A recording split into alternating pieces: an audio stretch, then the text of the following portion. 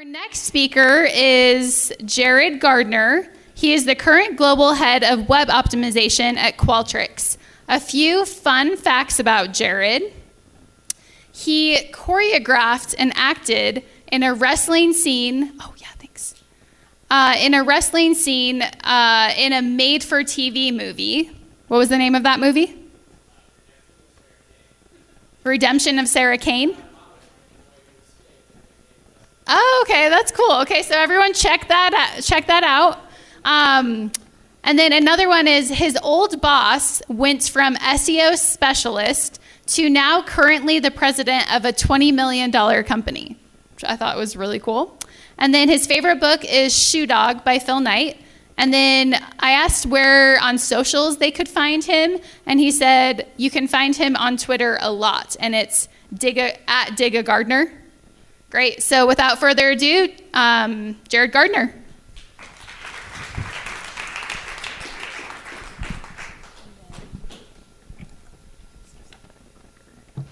Perfect.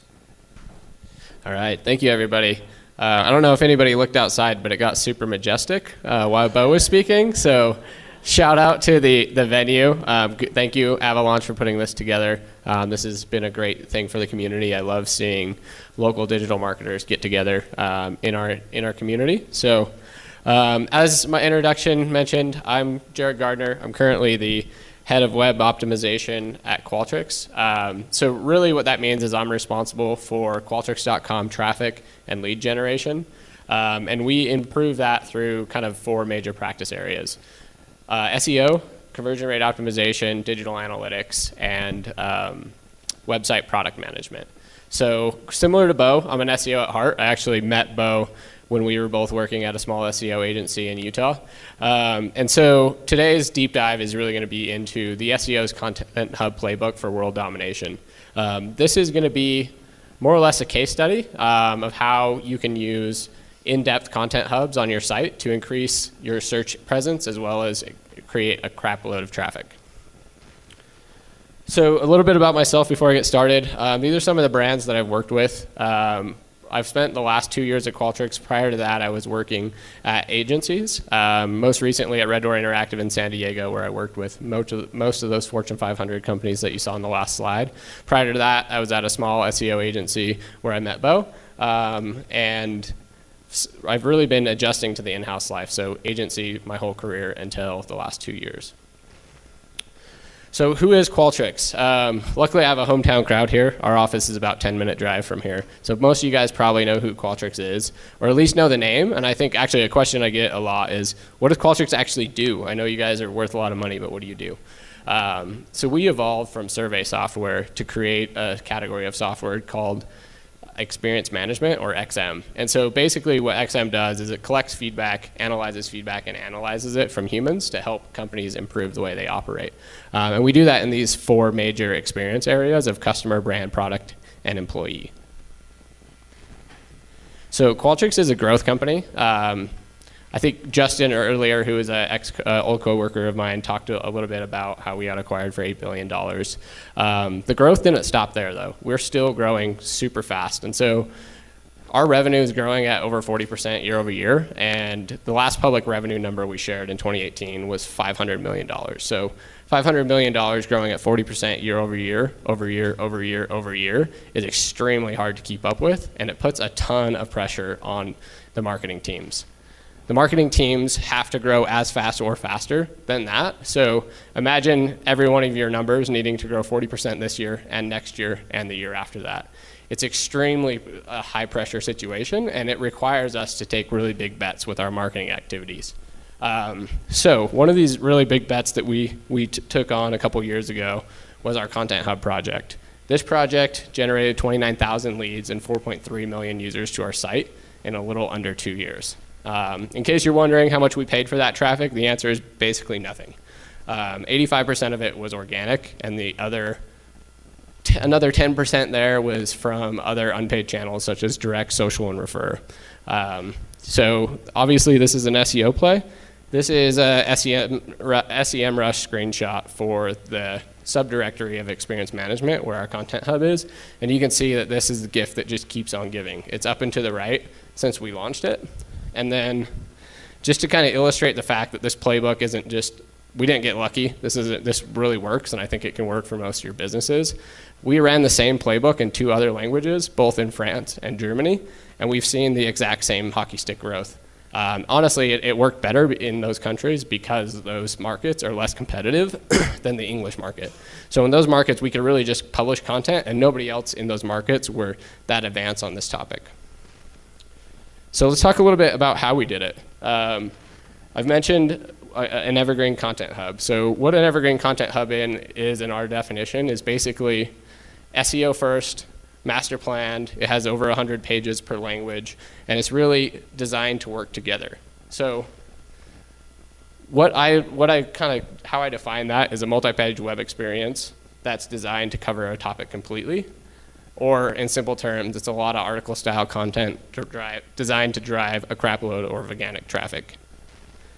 So isn't that basically a blog? No, it's not a blog. A blog almost by definition is not evergreen. So almost every blog in the world is arranged newest post to oldest post. And that is chronological, that is not evergreen. The other big problems you have with blogs is that blogs get distracted, they have too many stakeholders, and there's too much like brand junk on there. So here are a few examples. I'm gonna call out ourselves on this one, but some other big companies here. So this is all these titles are either very editorial or very news driven, and they're kind of tied to a point in time. So for example, why Samsung stays one step ahead in the innovation race, that's a great headline. That sounds very interesting, but nobody's ever searched for why Samsung is staying ahead in the innovation race. And then these other 2 examples from other SaaS companies really are point in time. So the 2020 CEO predictions, that's not gonna be relevant in a couple months. And spring 2020 release, that's definitely not relevant. Plus the people who care about that are probably customers, and it's not really gonna drive demand generation.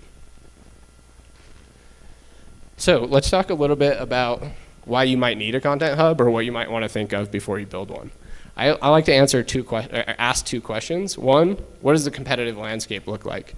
If it's highly competitive and there's a lot of opportunity, it might make sense.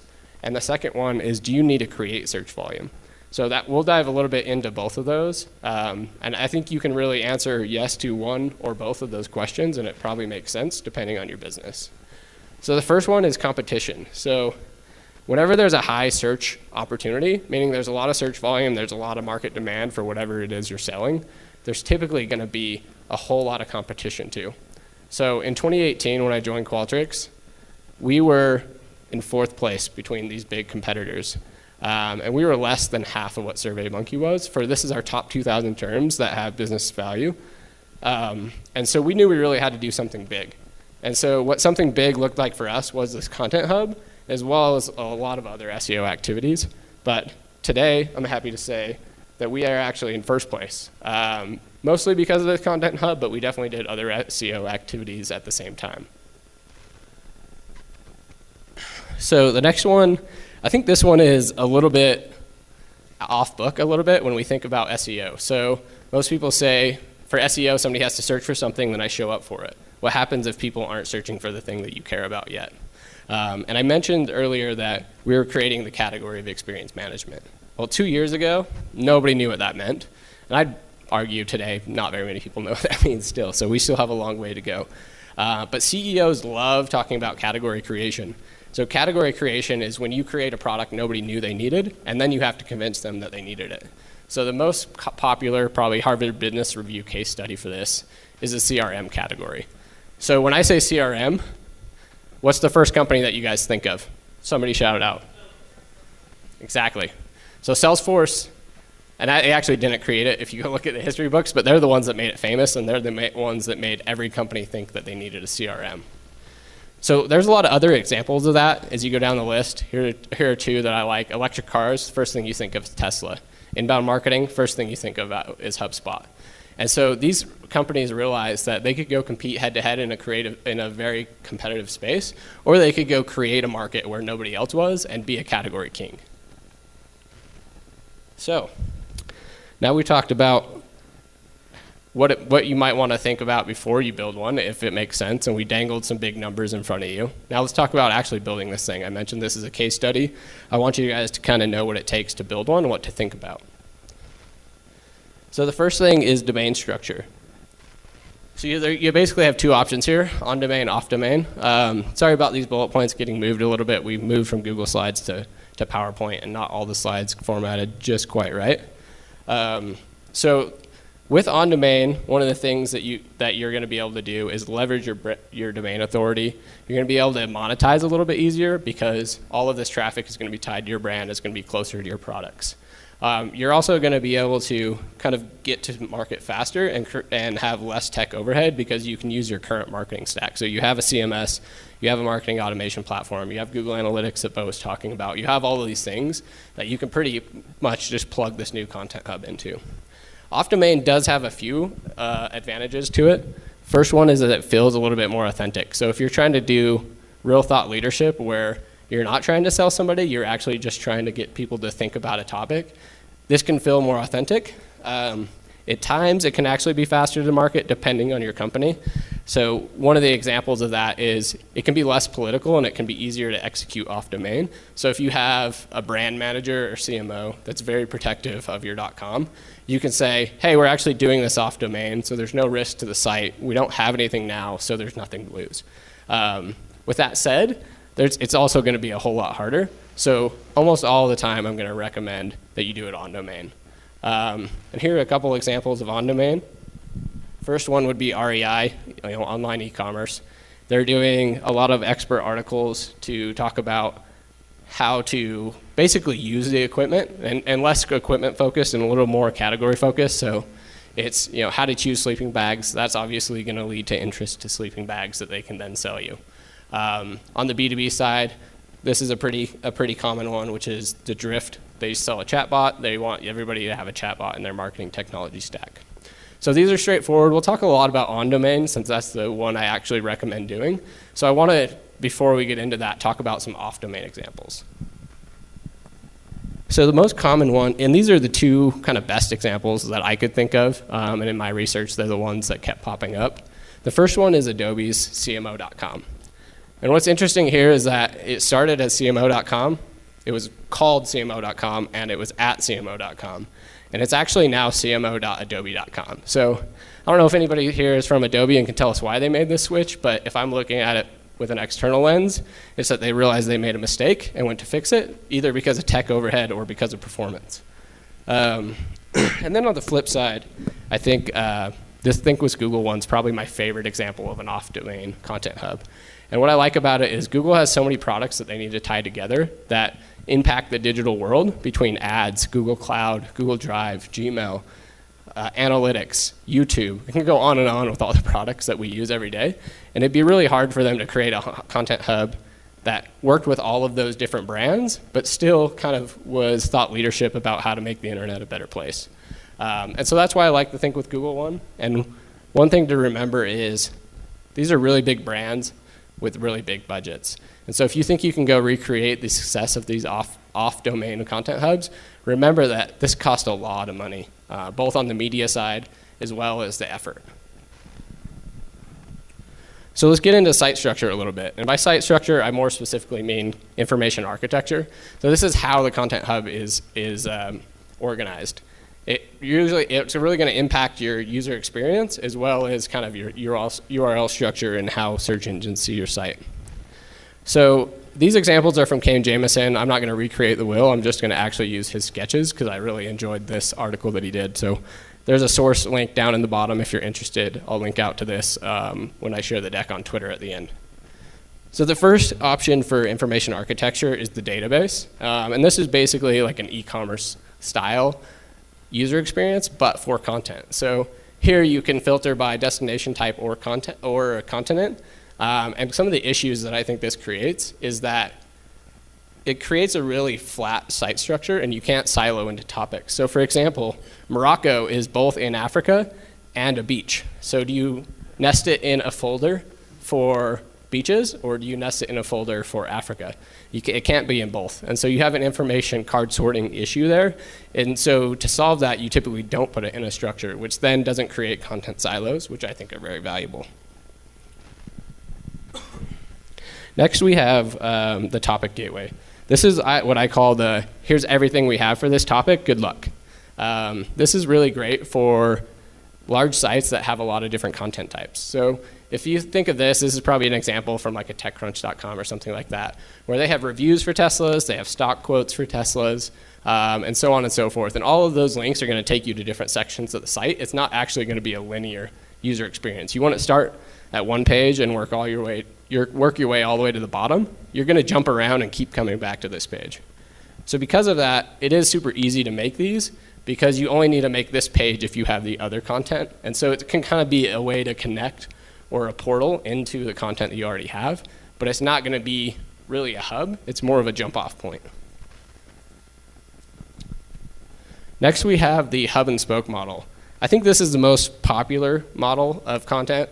If you read SEO articles often, you'll hear about hub and spoke content hubs all the time.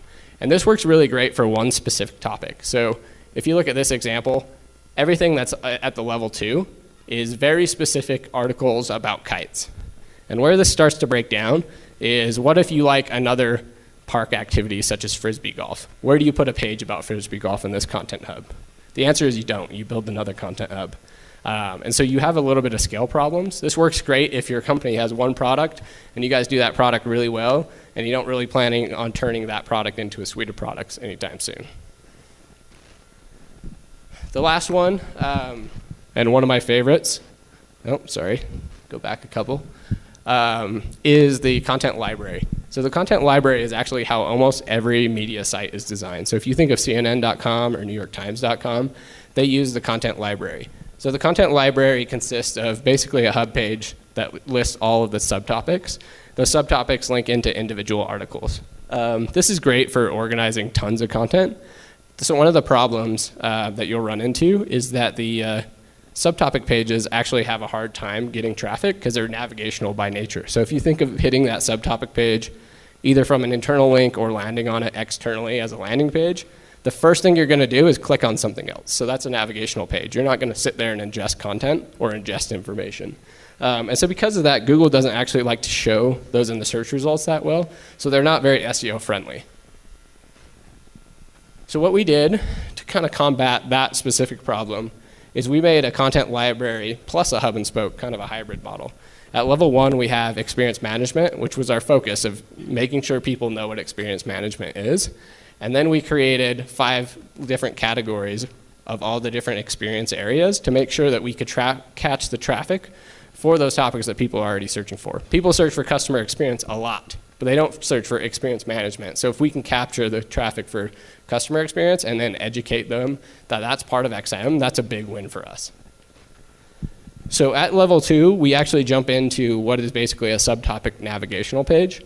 And this is really meant for users to navigate. It's not going to rank well. It doesn't get a lot of traffic. Sometimes it does, but most of the time it doesn't, and we're okay with that because we have these level 3 pages. So these pages is where the hub and spoke model starts. These pages are super long, super in-depth, and they are meant to cover the topic at the broadest level. So if you think of a topic like customer experience or NPS or employee engagement, those are all very important topics to us. Those all have kind of a head term, and then they have a lot of long-tailed keywords as well. So the long-tail keywords are targeted on the page below, and so it's pretty easy to see closed loop customer experience is a subtopic of customer experience. And then the level 3 pages link down to level 4, and then they're all breadcrumbed together so you can get your way back up. So that's kind of how we did a hybrid model. It works for us because we have so many topics we're trying to cover. Not everybody needs to be this complex, but it worked for us and we've been happy with it. So let's talk about requirements. And when I say requirements, I mean like, what are you going to tell the teams that are building this, your designers and your developers, what you need to do this? And the name of the game here is scale. So what I want you to think about is, does this content hub work with 20 pages? Does it work with 120 pages? Does it work in 5 languages? Does it work in 10 languages? What about different CTA types? And then lastly, and probably one of the most important things, is can a non-technical marketer build kick-ass pages in your Content Hub? Because that's going to enable you to go faster. So on the front end, I usually like to start with the big UX pieces. So these are the UX pieces that support your information architecture. So these are things at the top like navigation and breadcrumbs. From there, you can layer on the bells and whistles, the nice to haves, such as modules for customer stories or sharing or CTA sidebars. These are all things that should be optional. You can have a page with or without them. And that means if you can have optional modules, you could build content faster, because sometimes you might have a customer story that makes sense, sometimes you might not. And so making those optional make these really flexible. On the back end, you kind of want to really focus on the marketer's life. So the first iteration of the Content Hub that we did in Europe was an absolute train wreck on the back end. The front end was great, the back end was terrible. It didn't scale, it was always broken, you had to manually edit thousands of links. It wasn't dynamic at all. And so we rebuilt it and made this super easy. So you're looking at a very customized version of WordPress on the back end that's drag and drop, pre-built modules, easy text editing, so on and so forth. So as an SEO, I definitely have to recommend, don't forget about technical SEO best practices, schema, site speed, metadata, all that stuff. But it's not really the focus today, so I'm just going to kind of skim over that part.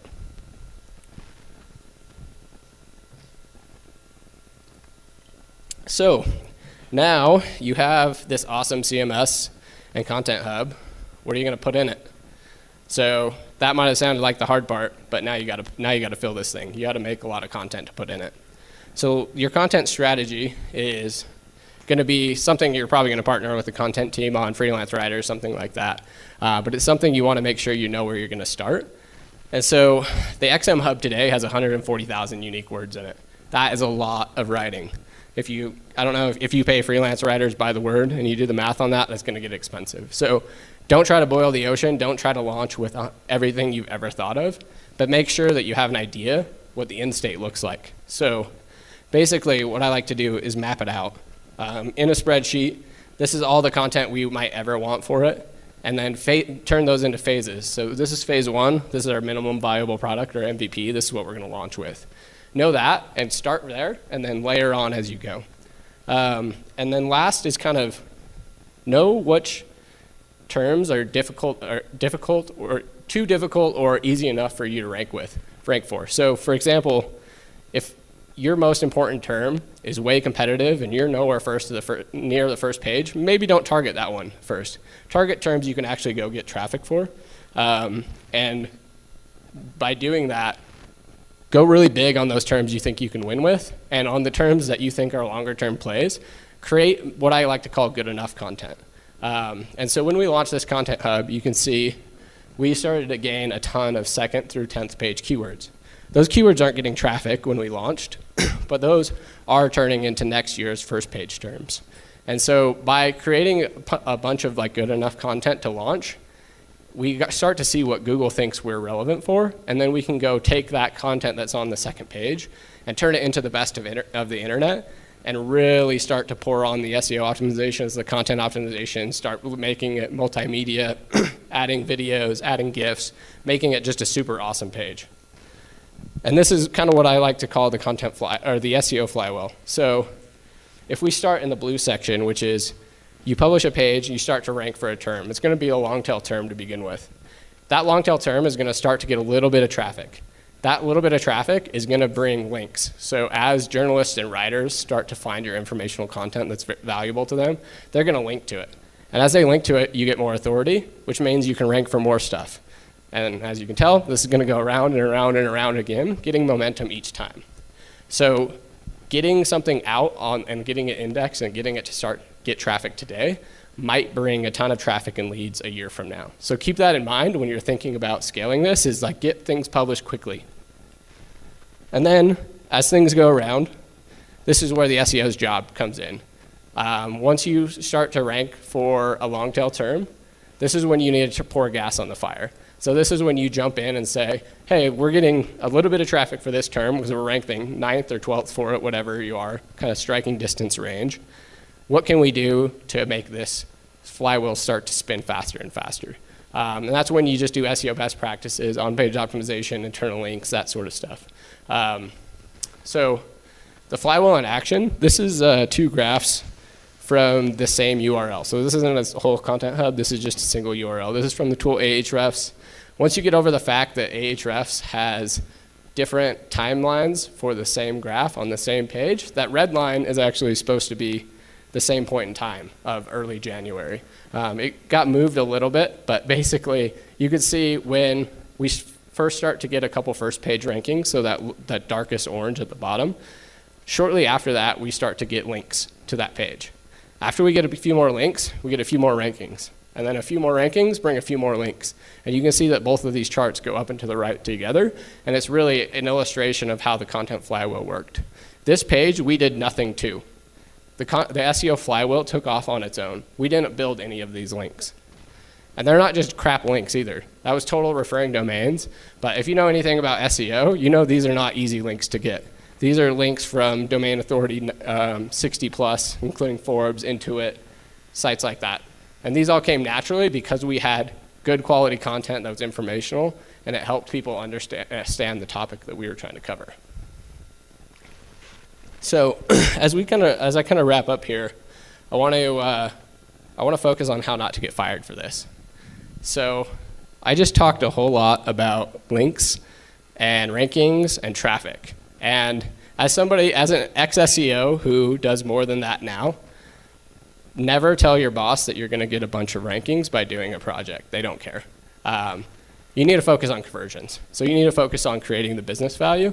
And while we know that it takes rankings to get traffic, traffic to get leads, leads to get revenue, your boss doesn't care about that. Cut right to the chase. And this is a graph of the conversions from this site section. So this is content download, which is our #1 lead driving lever that we pull there. And you can see that it goes up and to the right in the same way the organic traffic visibility did at the beginning. The main way we do that is with the content upgrade model. This was made famous by Brian Dean of Backlinko. He's a pretty famous SEO. He writes a lot and has really good resources. And basically this model is pretty simple. It's you have a topic that somebody came in, so how to measure customer satisfaction. Make sure you have a CTA that's super relevant to that article. So in this example, it's a customer satisfaction survey template. That's not that crazy of an idea, right? Somebody needs to know how to do it, and you say, oh, here you go, here's the solution. I have that for you. Go ahead and download this. And because of this, we actually end up spending a ton of time on the SEO and content team working on gated pieces, where in the past, as an SEO, I would have said, I will never spend time working on a piece of content that's behind a gate that a search engine can never see. But by doing this, we get the conversions, and the conversions is what basically keeps our bosses happy. And so we actually spend a lot of time doing this, and we have over 100 different pieces of gated content that we can map across to our ungated article style content that gets a lot of traffic. And in the same way we want to map topic to topic, we also want to map intent to intent. So from the top here, we have a very informational intent search query, and as it goes down, it gets more and more transactional. And if you look on the side of the CTA does the same thing. So we start with a research report, then we go to a free Qualtrics account, and then we go into a product demo. So those CTAs get more serious and get more towards purchase the same way the search query does. So understand your topic, understand your intent, and make sure your CTAs line up well against those. All right, that's everything I have today. I'm going to share this deck out on Twitter, and I'm happy to answer questions there. I don't know, can I get a time check? How much time do I have left? 1 or 2 questions? Great. So we'll do 1 or 2. Luke, I'll grab you first. And then in the back of this deck, I'm actually practicing what I preach. There's a content upgrade in this deck. And so in the back, there's a bunch of rapid fire case studies of sites that did this with a few stats and what I like about them. So if you get the deck off of Twitter, you can learn a little bit more about some of these Content Hub examples. So let's go with the questions.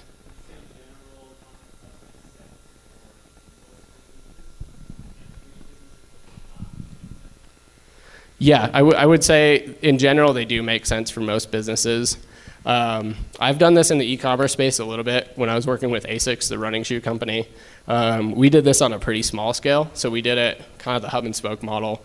So we did race training guides, and then we had a marathon guide, a 5K guide, a 10K guide. So that was like a 6-page content hub. It was pretty thin, but it actually did drive a ton of value for them, because especially when you get to like what shoes to wear for a marathon, those are very high converting keywords once you can capture that.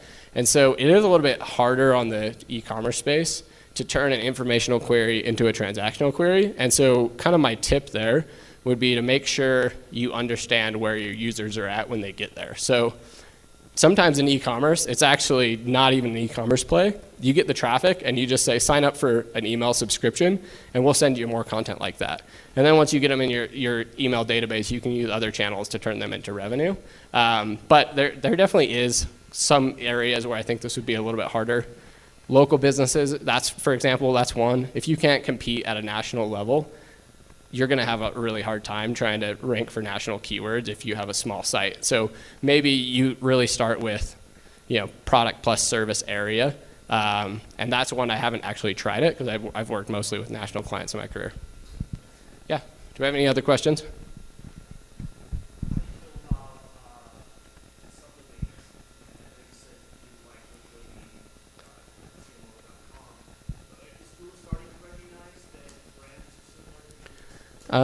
I'd say avoid subdomains as well. So different domain, subdomain, on domain, in that order would be my recommendation. There's a lot of research. If you reach out on Twitter, I can send you a couple articles. It's like one of the most highly contested, I wouldn't even say it's contested. It's basically like developers typically are like, it doesn't matter, and Google says it doesn't matter, then every SEO who ever looked at it is like, it definitely matters. So I can send some case studies on that. Subdomain is better than off domain, but on domain and a subdirectory is going to be better. Google says it doesn't matter, but I've seen enough case studies that I don't agree. Okay, anybody else? Great. Well, do you have one? Oh, okay, great. Well, thank you so much. And once again, I appreciate Avalanche putting on this event. I appreciate you guys all coming out, and I hope you enjoy the rest of the day.